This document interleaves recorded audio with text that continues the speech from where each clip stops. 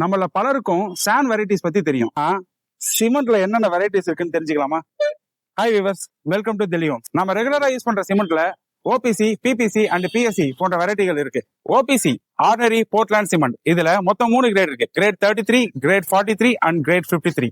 Great 33 non structure லேயருக்காக use பண்றது. எக்ஸாம்பிளா brick work, tile work and inner outer பிளாஸ்டிக்காக யூஸ் பண்ணலாம்.